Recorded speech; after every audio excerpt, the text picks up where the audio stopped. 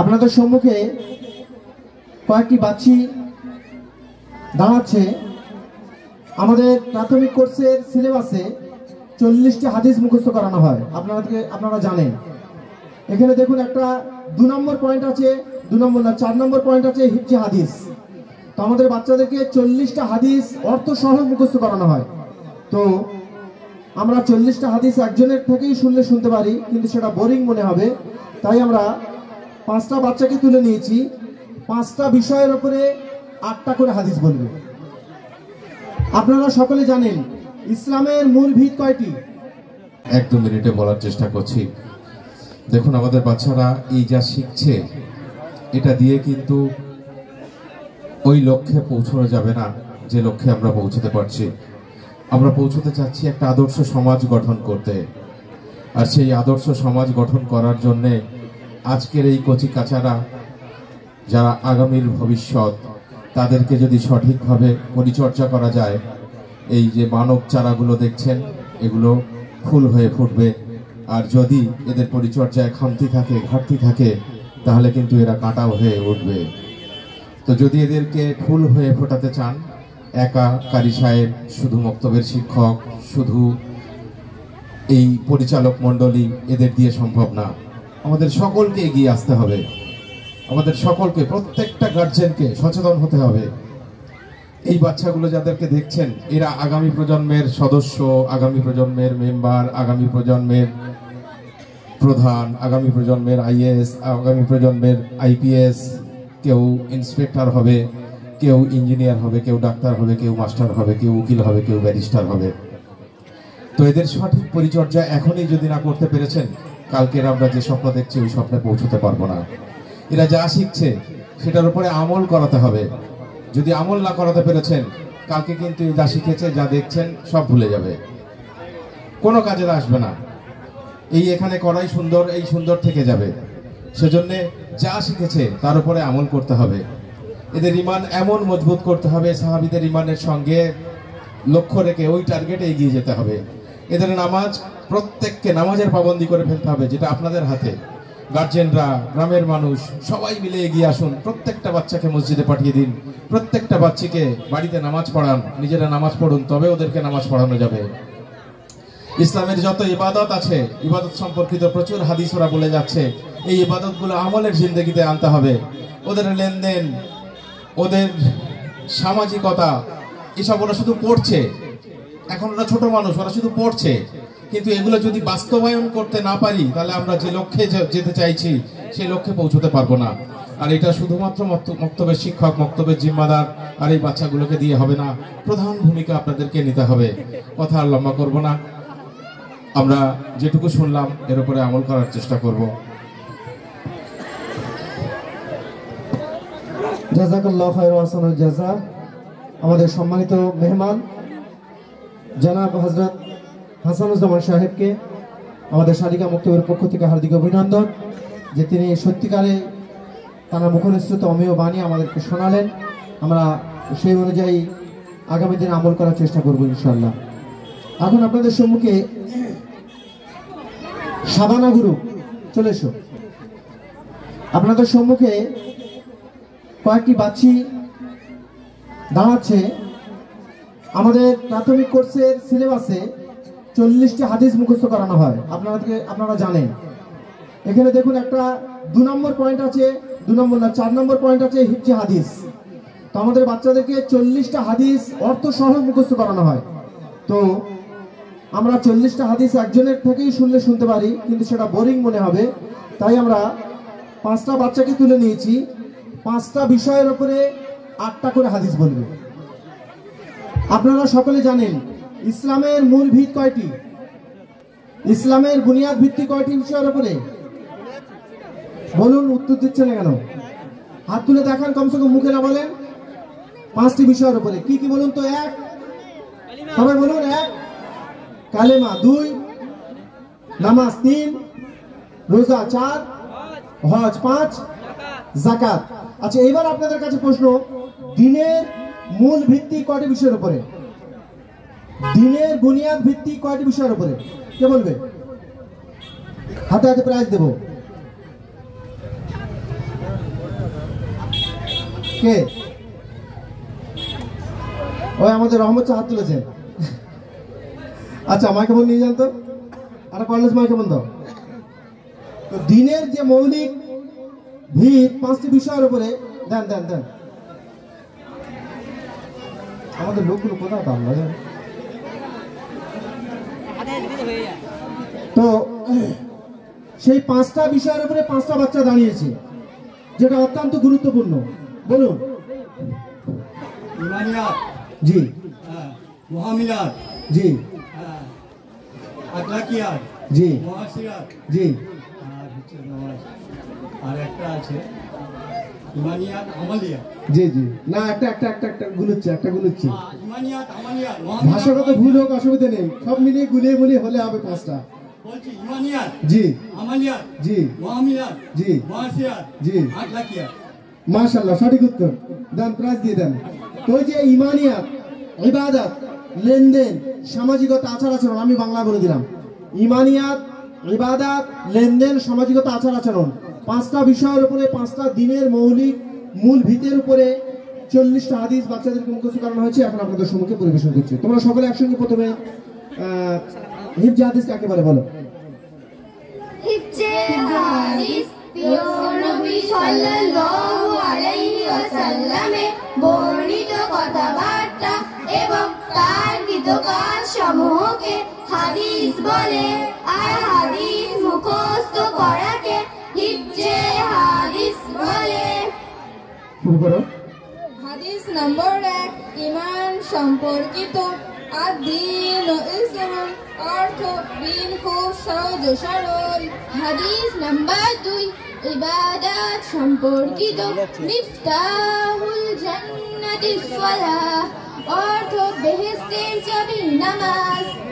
হাদিস নাম্বার 3, লেনদেন সম্পর্কিত।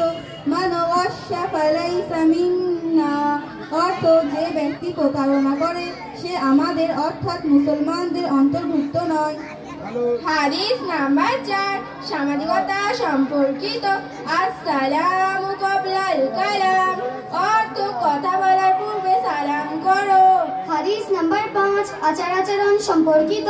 আলাইকুম বিসসিদক, অর্থ তোমাদের উপর সত্য কথা বলা অপরিহার্য। হাদিস নম্বর 6, ঈমান সম্পর্কিত। ইন্নামাল আমালু বিন্নিয়াত, অর্থ আমলের ফলাফল নিয়তের উপর নির্ভরশীল। হাদিস নাম্বার 7, ইবাদত সম্পর্কিত। আত-তুহুরু শাতরুল ঈমান, অর্থ পবিত্রতা ঈমানের অর্ধেক। হাদিস নাম্বার 8, লেনদেন সম্পর্কিত। মানিনতাহাবা নুহবাতান ফালাইসা মিন্না, অর্থ যে ব্যক্তি অপর জিনিস ছিনিয়ে নেয় সে আমাদের অর্থাৎ মুসলমানদের অন্তর্ভুক্ত নয়। হাদিস নাম্বার 9, সামাজিকতা সম্পর্কিত। আল জান্নাতু তাহতা কুদামিল উম্মাহাত, অর্থ জান্নাত মায়ের পায়ের নিচে। হাদিস নাম্বার 10, আচার আচরণ সম্পর্কিত। ইজতানিবুল গাদাব, অর্থ রাগ থেকে দূরে থাকো। হাদিস নম্বর 11, ঈমান সম্পর্কিত। ইযা সাআলতা ফাসআলিল্লাহ, অর্থ যখন তোমরা কিছু চাও আল্লাহর কাছেই চাও। হাদিস নাম্বার 12, ইবাদত সম্পর্কিত। আফদলুল আমালি ইনদাল্লাহি সলাতু ফি আউয়ালি ওয়াক্তিহা, অর্থ আল্লাহর নিকট সবচেয়ে উৎকৃষ্ট আমল হলো প্রথম ওয়াক্তে নামাজ পড়া। হাদিস নাম্বার 13, লেনদেন সম্পর্কিত। তুবা লিমান তাবা কাসবু, অর্থ সুসংবাদ ওই ব্যক্তির জন্য যার উপার্জন হালাল হয়। হাদিস নাম্বার 14, সামাজিকতা সম্পর্কিত। ইযা দাখালতুম বাইতান ফাসাল্লিমু আলা আহলি, অর্থ ঘরে প্রবেশের পূর্বে ঘরের লোকেদেরকে সালাম করো। হাদিস নাম্বার 15, আচার আচরণ সম্পর্কিত। লা ইয়াদখুলুল জান্নাতা নাম্মাম, অর্থ চগলখোর জান্নাতে প্রবেশ করবে না। হাদিস নম্বর 16, ঈমান সম্পর্কিত। আহসানুল কালামি কালামুল্লাহ, অর্থ সর্বোত্তম কথা আল্লাহর কথা। হাদিস নাম্বার 17, ইবাদত সম্পর্কিত। আদ-দুআউ সিলাহুল মুমিন, অর্থ দোয়া মুমিনের হাতিয়ার। হাদিস নাম্বার 18 লেনদেন সম্পর্কিত মানিদ্দা আমা লাইসা লাহু ফালাইসা মিন্না অর্থ যে ব্যক্তি অপর জিনিসকে ছিনিয়ে নিয়ে নিজের বলে দাবি করে সে আমাদের অর্থাৎ মুসলমানদের অন্তর্ভুক্ত নয়। হাদিস নাম্বার 19 সামাজিকতা সম্পর্কিত রিদার রব্বি ফি রিদাল ওয়ালিদ অর্থ আল্লাহর সন্তুষ্টি পিতার সন্তুষ্টির মধ্যে নিহিত। হাদিস নাম্বার 20 আচার আচরণ সম্পর্কিত ইন্নাল্লাহা ওয়াসিকুন ইউহিব্বুর রিফ অর্থ নিঃসন্দেহে আল্লাহ তাআলা নম্র এবং তিনি নম্রতাকে পছন্দ করেন। হাদিস নম্বর 21 ঈমান সম্পর্কিত ইদাস্তাআনতা ফাস্তাইন বিল্লাহ অর্থ যখন তোমরা সাহায্য চাও আল্লাহর কাছেই চাও। হাদিস নাম্বার 22 ইবাদত সম্পর্কিত খায়রুকুম মান তাআল্লামাল কুরআন ওয়া আল্লামাহ অর্থ তোমাদের মধ্যে সর্বোত্তম ওই ব্যক্তি যে নিজে কুরআন শেখে এবং অন্যকে শেখায়। হাদিস নাম্বার 23 লেনদেন সম্পর্কিত আত-তাজিরু সাদুকুল আমিন মা'আন নাবিয়্যিন ওয়াস সিদ্দীকিন ওয়াস শুহাদা অর্থ সত্যবাদী ও আমানতের ব্যবসায়ী কিয়ামতের দিন নবী সিদ্দিক ও শহীদদের সাথে থাকবে। হাদিস নাম্বার 24 সামাজিকতা সম্পর্কিত লা তাসুব্বান্না আহাদা অর্থ কখনো কাউকে গালি দিও না। হাদিস নাম্বার 25 আচার আচরণ সম্পর্কিত আস-সাকিয়্যু করিবুম মিনাল্লাহি করিবুম মিনাল জান্নাহ অর্থ দানশীল ব্যক্তি আল্লাহর নিকটতম এবং জান্নাতের নিকটতম। হাদিস নম্বর 26 ঈমান সম্পর্কিত ইত্তাকিল্লাহা হাইসুমা কুনতা অর্থ তোমরা যেখানেই থাকো না কেন আল্লাহকে দেখে ভয় করো। হাদিস নাম্বার 27 ইবাদত সম্পর্কিত আদ-দুআ মুখুল ইবাদা অর্থ দোয়া ইবাদতের মগজ। হাদিস নাম্বার 28 লেনদেন সম্পর্কিত ইয়াকুম ওয়া কাসরাতাল হিলফি ফিল বাই অর্থ তোমরা ক্রয় বিক্রয় অধিক কসম খেও না। হাদিস নাম্বার 29 সামাজিকতা সম্পর্কিত মান লাম ইয়াশকুরিন নাস লাম ইয়াশকুরিল্লাহ অর্থ যে মানুষের প্রতি কৃতজ্ঞতা আদায় করলো না সে আল্লাহর কৃতজ্ঞতা আদায় করলো না। হাদিস নাম্বার 30 আচার আচরণ সম্পর্কিত আল কালিমাতুত তাইয়্যিবাতু সাদাকা অর্থ ভালো কথা সৎকার সমতুল্য। হাদিস নম্বর 31 ঈমান সম্পর্কিত আজিল্লুল্লাহু ইয়াগফির লাকুম অর্থ আল্লাহ তাআলার মহত্ব অন্তরে বসাও তিনি তোমাদেরকে ক্ষমা করে দেবেন। হাদিস নাম্বার 32 ইবাদত সম্পর্কিত সুমু তাসিহু অর্থ রোজা রাখো সুস্থ থাকবে। হাদিস নাম্বার 33 লেনদেন সম্পর্কিত লানাল্লাহু সারিক অর্থ আল্লাহ তাআলা চোরকে ভৎসনা করেন। হাদিস নাম্বার 34 সামাজিকতা সম্পর্কিত লা তুমারিয়া হক অর্থ নিজের ভাইয়ের সাথে ঝগড়া বিবাদ করো না। হাদিস নাম্বার 35 আচার আচরণ সম্পর্কিত ইন্নাল ওয়ালাদা মিনাশ শাইতান অর্থ অবশ্যই রাগ শয়তানের পক্ষ থেকে আসে। হাদিস নাম্বার 36 ঈমান সম্পর্কিত মান আতাআনি দাখালাল জান্নাহ অর্থ যে আমার আনুগত্য স্বীকার করলো সে জান্নাতে প্রবেশ করলো। হাদিস নাম্বার 37 ইবাদত সম্পর্কিত মান ইয়াকুসুত সাদাকাতুম মিন মাল অর্থ সদকা করলে সম্পদ কমে না। হাদিস নাম্বার 38 লেনদেন সম্পর্কিত তারাউল হালালি ওয়াজিবুন আলা কুল্লি মুসলিম অর্থ হালাল রিজিক অর্জন করা প্রত্যেক মুসলমানের উপর ওয়াজিব। হাদিস নাম্বার 39 সামাজিকতা সম্পর্কিত তাহাদাউ তাহাব্বু অর্থ পরস্পর একে অপরকে হাদিয়া দাও এতে মহব্বত সৃষ্টি হয়। হাদিস নাম্বার 40 আচার আচরণ সম্পর্কিত ইয়াকুম ওয়াল কিযব অর্থ মিথ্যা থেকে দূরে থাকো।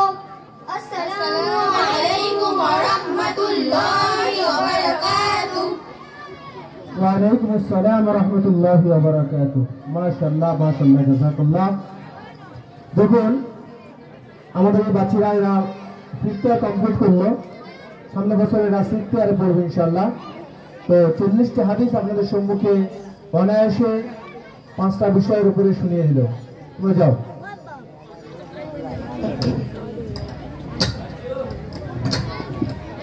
জি